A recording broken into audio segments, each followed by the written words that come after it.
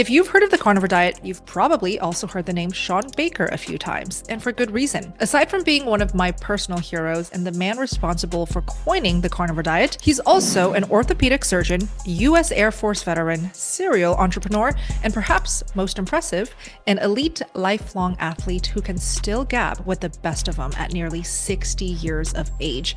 He's been thriving on carnivore for over 10 years now and is in the best shape of his life. And in this video, he's going to share the secrets that got him there, how you too can burn fat faster well past your 40s. Make sure you stick around to the end for a super special message from Shawn, where he personally shows you how it's done. If you're a fan of Dr. Baker, or if you're looking to jumpstart your carnivore journey in the easiest yet most effective way possible, I invite you all to join my carnivore community, the Steak and Butter Gang. I recently collaborated with Dr. Baker to provide an all-inclusive, in-depth carnivore course where he tackles and answers every single popular question there is about the carnivore diet. Not only will you get full access to the carnivore course, you will also access a treasure trove of carnivore knowledge. We now have 15,000 members in there sharing their best tips, their knowledge, their lessons, and helping each other stay on track. You'll also get weekly meal plans, PDFs, and guides to make your carnivore journey as easy and effortless as possible. And if that's not enough, I invite doctors and experts every single week to answer questions live for all of our members. Dr. Baker is always visiting every single month. Dr. Anthony Chafee, Dr. Robert Kiltz, Dr. Tony Hampton,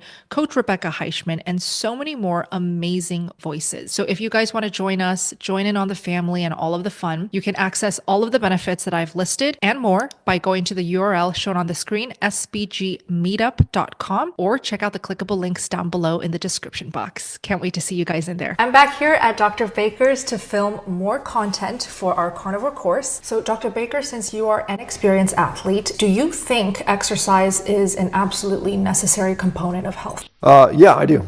I actually do. I think you can certainly get healthier without exercise. The biggest benefits you're going to get from a health benefit is if you go from sedentary to not being sedentary. That's going to give you by far the biggest bang for your buck. Then it's just a matter of how far along that curve you want to go. Now, there is certainly the concept of too much exercise or too much intense exercise, which is certainly a real thing. In general, all things being considered, it's better to exercise than to not exercise. I mean, there's enormous amounts of data showing that benefits with regard to mortality, cardiovascular health, cancer avoidance, diabetes, obesity, all those things get better when we include exercise as part of our lifestyle. And again, it doesn't necessarily have to be grueling, painful, awful, miserable stuff. I mean, some people will go out dancing for exercise or hiking. Again, the intensity is a different discussion, but exercise versus no exercise, yes, I think exercise is a critically important component of being healthy. So a lot of the carnivores in the community, they're over 40. Would you be able to recommend one movement or exercise for those over 40? Yeah, this is and I don't really know that it makes a difference on the age, because I think about what is the ultimate expression of human function and athleticism, which is, I think, ultimately what we want to, the longer we can preserve that, the better. And so this is something that is probably the most challenging thing we can do as a human. And it's not just go out and do this, but you have to be able to build up. I do think it is to be able to sprint at a high capacity, at a high speed.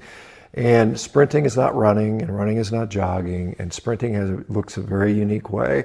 There's very unique positions that you have to be able to achieve, and it comes with a tremendous amount of force that's applied to the body if you do it correctly. Now, you have to prepare your body to do that, and there's some things you can do intermediate to that. Don't take this for me to mean to say that everybody over 40 should get outside and run sprints as fast as they can, because you're going to get hurt doing that. So there is a continuum of things that need to be done to get there. Think about what it takes to be able to run very quickly, or to not even run quickly, but to actually physically sprint. You have to have the requisite strength. You can't do it if you're not strong enough. You have to have the correct body composition.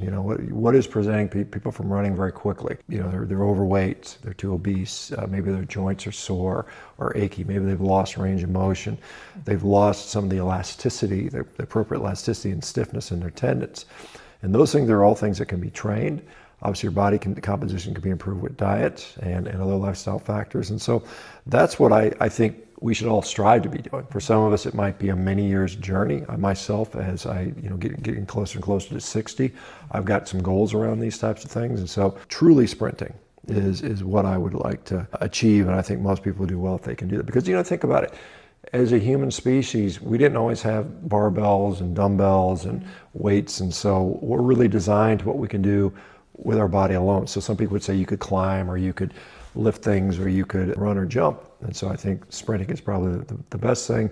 Probably behind that, I would say, was jumping, quite honestly. Our capacity to locomote, to ambulate, as it slows down, the slower and slower we get with time, the closer we are to dying. We know that there's studies out there that show as our average walking speed decreases, we're closer and closer to the end of our time. And so if you can raise your maximum capacity, let's say the fastest you can go is 10 miles an hour. Well, once you start getting below 3 miles an hour at walking speed, you're going to have a hard time. But if you can run 20 miles an hour, or sprint 20 miles an hour, it's a long distance to get down to 3 miles an hour. That's something I would strive for. With the sprinting, is that also connected to reducing visceral fat? Fast people don't carry a lot of excess body fat. And when you lose body fat, you're going to lose visceral fat. They go together in many ways. I know there's some people that will say that's not the case, but in reality, anytime you're losing overall fat, visceral fat's going to be coming there. It's not like you lose all your visceral fat and none of your subcutaneous fat, or vice versa. Doing what it takes to be a good sprinter is going to lead to ultimately to a reduction in body fat, visceral fat, so on and so forth. Okay. And let's say someone watching, they're ready to practice their sprinting or jumping. What would your recommended first step be? Well, again, this is going to be on a continuum. And so I think you need to start with very low intense things at higher volume. All right. So it might be you just jumping off the ground an inch or two at a time, and you just kind of get used to those repeated landing. Because you think about it, sprinting is actually a form of jumping, because you never are spending, you never have 2 feet on the ground at any time at all. It's just a lot of 1 foot jumping and bounding. And so that is incredibly, like I said, to do it effectively, there's very high collision forces with the foot to the ground. And that requires, again, a lot of preparation work. And so I would start out with just some, like jump rope, but without the jump rope. I mean, just kind of oscillating on the ground. If you can't, even if you can't get off the ground, oscillate. You can sit there and you can oscillate in position, and then you can try to get a little bit off the ground, and then you can start with 2 foot with a wide base, and you narrow your base, and you can alter your feet, and then you can do 1 foot drills. That's how I would start, and then you can start with gradually introducing accelerations and then faster and faster max velocities. For those who are older, maybe like 60, 70 plus, can they do it in a pool, in water? Well, they can. Again, you could do it in a chair. You literally can tap your feet on the ground hard in a chair to start with. You can make it as easy as possible. You can support your arms. You can stand against a kitchen countertop and just use that to kind of help boost you up there. You can put one leg on the couch and hop on the back leg. There are many ways you can do this to incorporate this, because this is really something most of us have not sprinted since we were children. Yep. It can be a tough skill to get back, but I think it's worth it. Like I said, if you do everything it takes to get to the capacity where you can actually sprint, the health benefits will be enormous. Can I just stop for a moment to say that Shawn is just such an incredible person? You think he's this super big and intimidating macho man, but actually he is truly one of the nicest, most thoughtful and genuine people I've ever met. And maybe that's thanks to his 10 years of living a carnivore lifestyle. He's always been so generous to me, and especially my husband Max, because he offers to train my husband anytime he's free at his home gym. I must admit that I love seeing my husband so inspired yet absolutely wrecked after one of his training sessions with Dr. Baker. The doctor really does not mess around when it comes to exercise, and I couldn't believe the things he was doing to Max when I watched them train. My husband also started taking his nutrition more seriously around that same time, and that meant getting even more meat to fuel the brutal workouts. Something else that really boosted his recovery from workouts with Shawn is this Armor colostrum. My husband basically swears by it and takes it every single day to help with his hair growth. He also noticed that it helps him recover a lot faster, and also he's been getting less sick since taking this colostrum as well. It makes sense because colostrum is the very first milk mammals produce that contain all of the vital nutrients we need to thrive. Of the 400 plus bioactive nutrients included with each serving, it's the peptides, antibodies, prebiotics, and antioxidants that a lot of people will find helpful for things like hair, gut, and immune health. I especially appreciate Armra being a single ingredient food that includes only grass-fed colostrum in its most bioavailable form. So for any of you looking to upgrade your carnivore routine, all you have to do is just take a spoonful, mix it with any beverage that is either room temperature or cold of your choice, or you can just take it dry in powder form. My husband usually mixes 2 to 3 spoonfuls of colostrum with his yogurt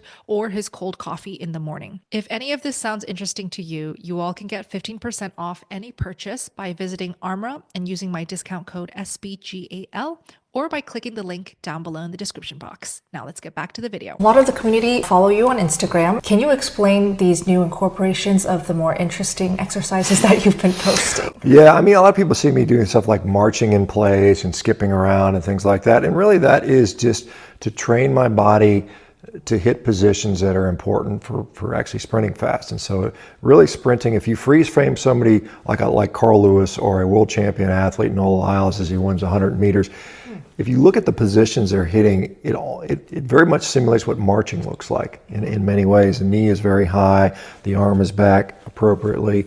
And so just ingraining those movement patterns and those range of motion is what you're trying to do with that. And then you gradually increase the velocity. It also allows those muscles to experience those stresses in a gradual way. Very easy to particularly pull a hamstring muscle when you're sprinting, for the simple fact is that the hamstring uniquely crosses both the knee joint and the hip joint. And so at some points it's both being stretched and contracted at the same time. And typically that's a recipe for a torn muscle. And so if you aren't hitting correct positions and you go through these really high forces, it's very easy to tear muscles. And so that's why I'm doing all these goofy little silly walks, what we would call front side mechanics, where what's going on when the leg's in front of the center of mass or in front of the hips. That's all what we call front side mechanics. And so we want to ingrain those patterns and get our body used to those things. In addition, I've done quite a bit of plyometrics and jumping off 2 legs and 1 leg, and that's, or 1 leg rather. That's getting my body used to the stresses that will be asked upon them at high velocity sprinting. One of the things that is important to realize when we're talking about creating healthy people is that lifestyle is incredibly important. It's more important than what drugs you may or may not be on. It's not to say that some medications aren't necessary at times, but I think one of the things that as a physician, I thought I was going into the healthcare space, but really it's a sick care space. You want to get the sick people not sick, but you'd like to make them healthy. And I think there's a difference being not sick and actually being healthier. And that gets into a lot of this lifestyle stuff. And that's what I'm excited about, of course, with our company, Rivero. That is our mission, is to get people not only not sick, but also healthy. And a lot of it's just about empowering yourself. And you need to get away from the standard model, which is dependency and disempowerment, into independence and empowerment. And that's what I think we're bringing to the people with Rivero.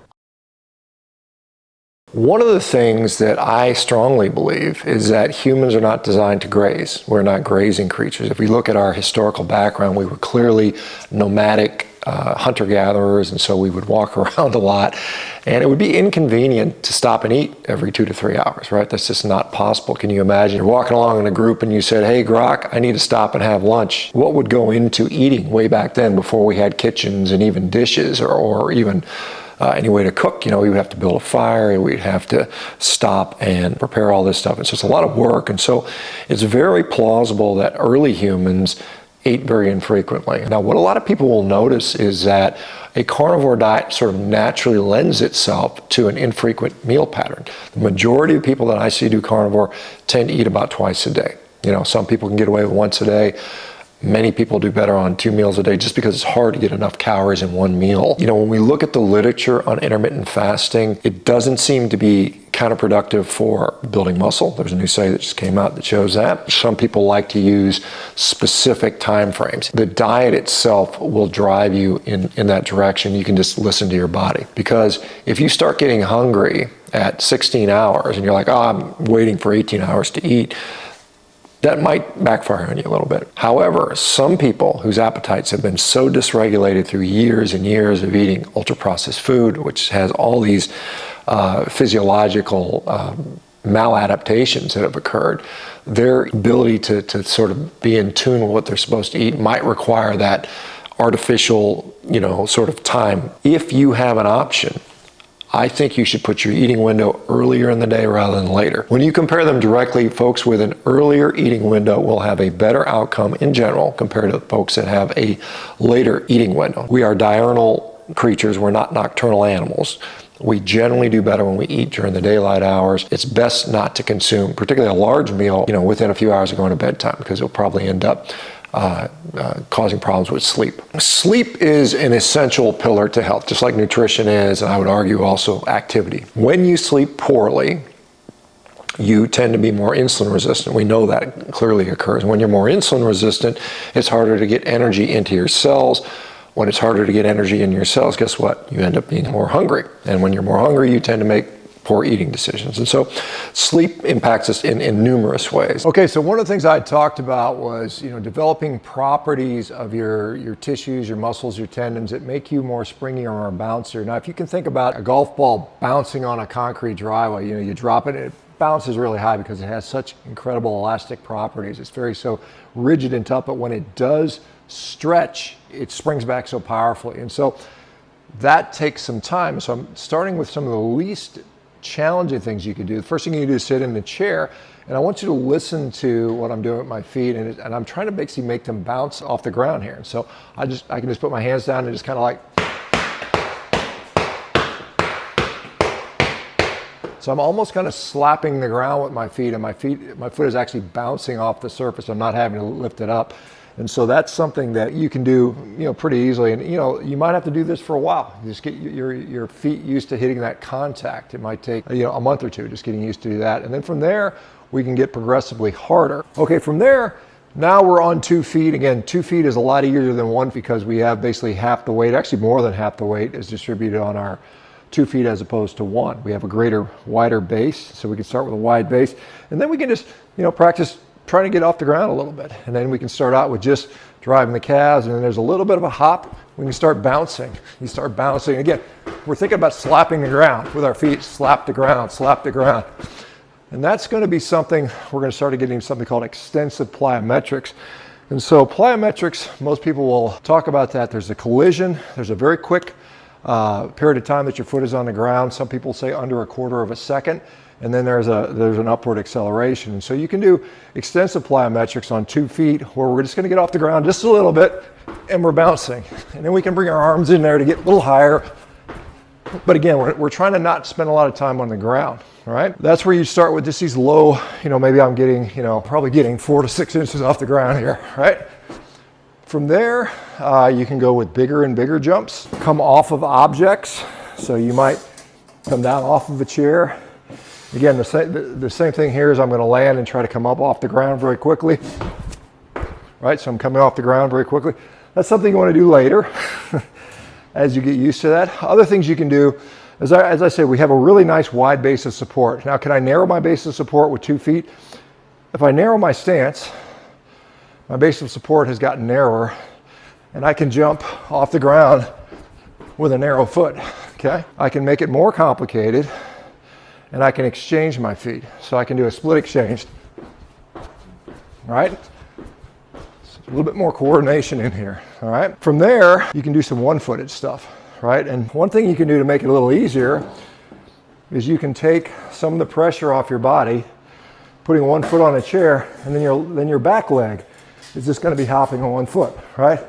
The more weight you put on the front, the easier it is. The less weight you put on the front, the harder it is. You can go from that to then eventually just hopping on one leg. And again, eventually you can use your arms and go higher and higher and higher. And that gets very, very challenging. From there, you can start traveling. You can start moving around. You can come across a line, side to side. You can go forward, back, all these types of variations you can gradually build in. These things are done to change the overall elasticity and stiffness of your tendons and also drive some of the muscular development. When it comes to sprinting, there are positions that we need to talk about. Front side and back side mechanics. What do I mean by front side mechanics? When the leg is in front of my body, that's considered front side mechanics. And when the leg is behind my body, that's the back side. Sprinting is dominated by front side positions. You have big high knee positions, And interestingly, your arm does the exact opposite. So when my right knee is up, my left arm is back. And the higher my knee goes up, the farther my arm goes back. And so you can train this pattern starting with the arms. And so what we want to see is our hand kind of high. We don't want this to go real far in front of us, but the hand's high. But on the way back, the arm is going back, and then as high as you can get to the ceiling, you want that elbow, right? By doing this, it forces the other leg to go higher. And so if you look at like a world-class sprinter and you catch them in freeze frame, they often sort of look, they have this sort of position here where their where their arm is back, their arm is back and their legs in front. So they're looking like this, right? This is what a sprinter will look like in mid-stride. So you can simulate that. Again, let's work on our arms, arm back, arm back, arm back, elbow back, to the front, back. Let's get used to that pattern. And what happens when you really stretch this arm back, it stretches so far that it wants to snap forward. It's like a rubber band stretching. Bounces back, bounces back. So we're trying to ingrain that pattern there, okay? So then the legs will do the opposite. What I like to do is I start with the arms in the right position, the leg in the right position, then you just reverse it. So you're starting here, and just reversing, and you're just marching. Listen to the feet hit the ground. You want those feet to land explosively because you want the feet to bounce off eventually. So we're up here, we're just marching. So we're here like this, and we're just march, march, march, march.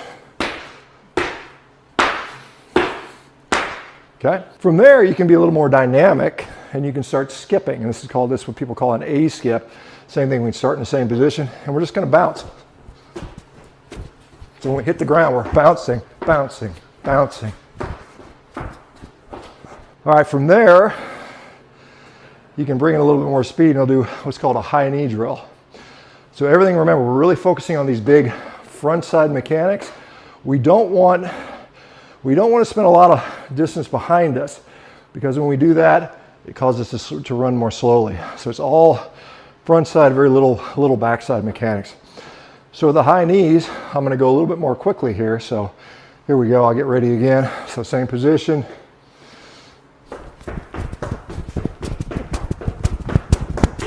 All right. So that's what we're trying to get to. From there, you can start moving in place. I don't have room in the garage right now to show all this stuff, but there's all kinds of things you can do. But I think drilling those movement patterns, getting your feet, your calves, your ankles, your knees used to that bouncing force that's going to occur is going to prepare you to better sprint. Don't go out tomorrow and just go out and run as fast as you can.